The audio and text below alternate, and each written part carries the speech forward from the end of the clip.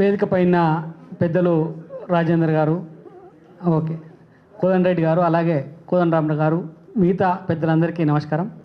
ఈ సమావేశాన్ని ఏర్పాటు చేసింది ఎందుకంటే దేశంలో, రాష్ట్రంలో మొత్తంగా అంటే 80% రైతాంగమే ఉంది. రైతాంగం అనేక సమస్యలను ఎదుర్కొంటుంది. కానీ ఆ సమస్యల్ని బయటికి చెప్పడం కోసం యూనిటీ లేక ఇబ్బంది అవుతుంది అనేది ఒకటి. ఇందాక సార్ చెప్పిండు బ్యూరోక్రాట్ల తప్పు అని. రౌతు మంచిదైతే గుర్రం ఉరుకుతుంది, కానీ రౌతు గుర్రం ఎక్కినోడు చక్కగా లేకపోతే గుర్రం ఎందుకు ఉరుకుతుంది, ఎదురు తిరుగుతుంది కదా. కాబట్టి మనం ఈ తప్పును బ్యూరోక్రాట్ల మీద వదిలేసి వాళ్ళు చేస్తలేరు కాబట్టి మేము మంచోళ్ళమే కానీ వాళ్ళు కాదు అనే దాని కాదు, నిలబెట్టి ఖచ్చితంగా చేయగలగను ఎందుకు చేయలేదనేటువంటి చర్యలు తీసుకుని ఉంటే ఖచ్చితంగా వాడు భయపడి చర్యలు తీసుకునే అవకాశం ఉంటుంది. కానీ ఇలా పరిస్థితి ఏ రకంగా ఉందంటే మొత్తం రాష్ట్రంలో దాదాపు 2.5 కోట్ల నుంచి 3 కోట్ల వరకు ల్యాండ్ ఉందని రికార్డ్ చెప్తాను. ఇందులో కొంత అటు ఇటుగా ఉంది. ఇందులో దాదాపు చాలా భూమి ప్రభుత్వము రకరకాల పేర్లతోటి ప్రభుత్వం ఆధీనంలో లేకపోతే ప్రభుత్వం ద్వారా ఇతర ఫారెస్ట్ కావచ్చు లేకపోతే ఇతర డిపార్ట్మెంట్ల దగ్గర ఉన్న భూమి కొంత అయితే సాగవుతూ ప్రజల మధ్య అంటే రైతుల మధ్య ఉన్నటువంటి భూమి 1.5 కోట్ల ఎకరాల దాకా ఉన్నట్టుగా స్పష్టంగా అర్థమైంది. 1.5 కోట్ల ఎకరాల భూమి ఉంటే ఇందులో దాదాపు 30 లక్షల ఎకరాల భూమి ఇవాళ సస్పెక్టెడ్ ల్యాండ్ కింద ప్రభుత్వం మన రిజిస్ట్రేషన్లు కాకుండా ఆగిపోయిన పరిస్థితి ఉన్నది. అంటే ఇది ఎంత దారుణం ఇది అంటే దాదాపుగా ఒక 30 to 40% ల్యాండ్ ఇలా మన దగ్గరనే ఉన్నట్టు కనబడుతుంది, కానీ మనది కాకుండా పోతుంది. దాన్ని అసలు ఆ సమస్య చాలా లోతుగా ఆలోచన చేయాల్సినటువంటి అవసరం ఉన్నది. దీంట్లో అంటే అన్ని రకాల ఇక్కడ ఉన్న వాళ్ళందరూ బాధితులే. నేను మన వినోద్ కుమార్ గారు కూడా రావాలి, టీఆర్ఎస్ మాజీ ఎంపీ, వారికి ఫోన్ చేసిన ఇది ఇట్లా ఉంది అంటే నేనే బాధితున్నా దీంట్లో, వేరేవాడు కాదు, నేను స్వయంగా నేను కూడా బాధితున్నే, నేను అప్పుడు తిరిగినా ఇప్పుడు తిరుగుతున్నా, ఈ భూమి సమస్య చాలా పెద్దగా ఉన్నది అని చెప్పిన పరిస్థితి. అంటే వీటిలలో బాధితులు నా నుంచి ప్రతి ఒక్క, నేను కూడా బాధితున్నా, యాక్చువల్గా నా భూమి కూడా అదే పరిస్థితులలో ఉన్నది.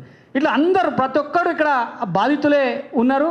కాబట్టి దీనికి సమస్యలు అందరం చెప్తున్నాం, కానీ పరిష్కారం ఎట్లా అనే విషయంలోనే కోదండరామ్ సార్ కానీ లేకపోతే ఈటల రాజేందర్ కానీ ఇతర పెద్దలందరూ కూడా ఒక పరిష్కార విషయానికి రావాలనేటువంటి ఉద్దేశంతో ఇవాళ మనం తీసుకున్నాం.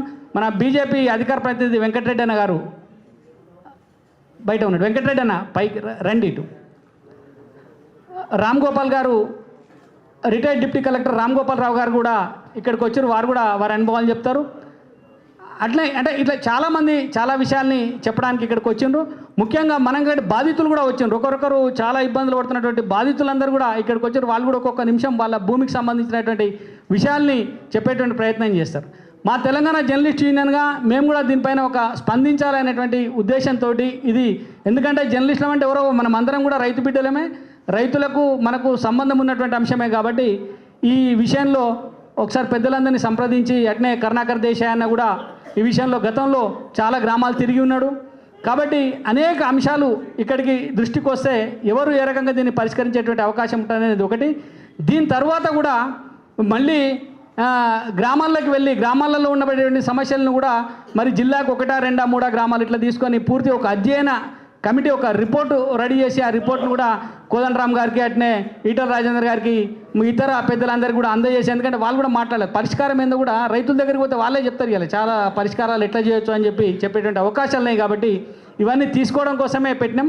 ఎక్కువ బాగా సమయం కాకుండా షార్ట్ అండ్ స్వీట్గా సమస్యను చెప్పి ఆ సమస్యకు పరిష్కారం ఏందో ఆలోచన చేద్దాం. అట్లనే బాధితులు కూడా వాళ్ళ సమస్యల్ని 1 నిమిషం లోపే అంటే ఈ సమస్య ఏంటిది అనేది చెప్తే సరిపోతుంది. 100 రకాల సమస్యలు ఉన్నాయి. వక్ఫ్ ల్యాండ్ సమస్యలు ఉన్నాయి, సీలింగ్ భూముల సమస్యలు ఉన్నాయి, తర్వాత ఇందాక చెప్పినట్టు మన భూమి ఇతరులు గుంజుకొని పట్టా ఒకరి పేరు మీద ఉంటుంది, భూమి ఒకరి ఆధీనంలో ఉంటుంది. కొందరి దగ్గర ఒక సర్వే నెంబర్ 100 ఎకరాల భూమి ఉన్నట్టుగా సర్టిఫికేట్లు ఇస్తారు, కానీ వాస్తవంగా 60 ఎకరాలే ఉంటుంది. మళ్ళీ మిగతా 40 ఎకరాల్లో ఎక్కడ పోవాలి?